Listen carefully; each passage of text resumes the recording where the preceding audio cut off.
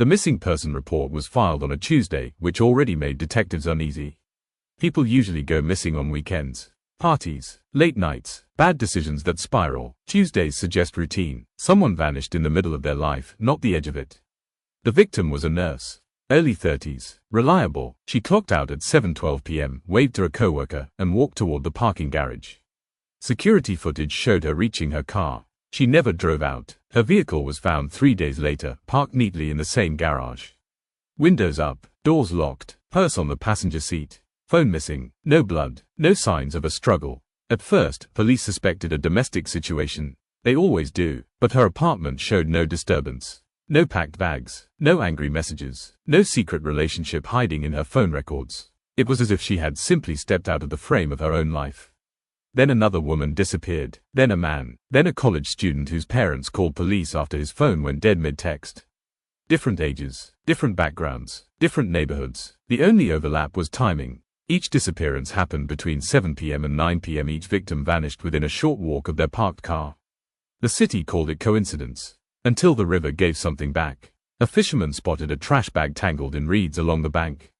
Inside were bones, cleaned, bleached, carefully wrapped. The medical examiner determined they belonged to a woman. Her teeth matched the nurse. The case exploded. Detectives reopened every disappearance. Surveillance footage was combed frame by frame. Grainy images revealed the same figure hovering at the edges of scenes.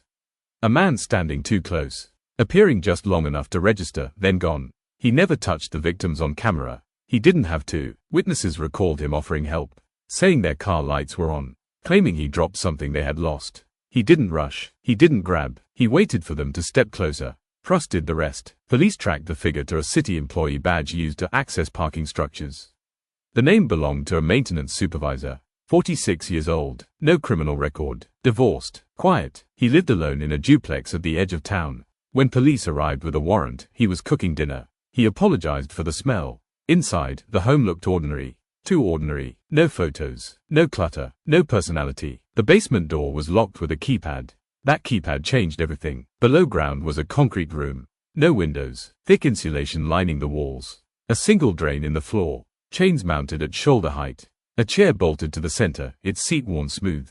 The freezer units hummed steadily. Inside them were labeled packages. Dates, times, heights, weights. In a filing cabinet, detectives found binders. Each one dedicated to a victim. Photos taken before death, during captivity, after. He documented reactions, fear, compliance, silence. He wasn't impulsive. He was methodical. The most horrifying discovery came last. In the back of the room sat a camera on a tripod.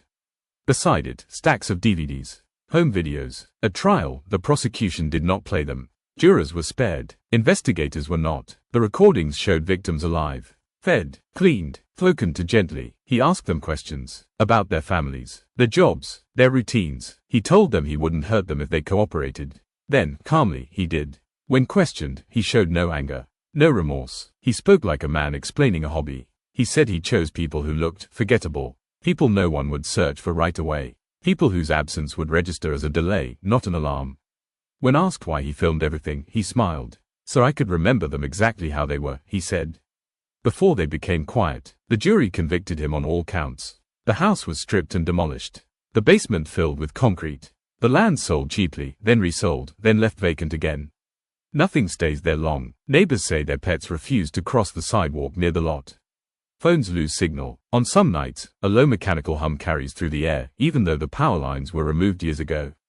Investigators say it's coincidence, but the families know better. Because sometimes the worst monsters don't hide in shadows. They wear badges, they hold doors open, and they wait for you to say thank you.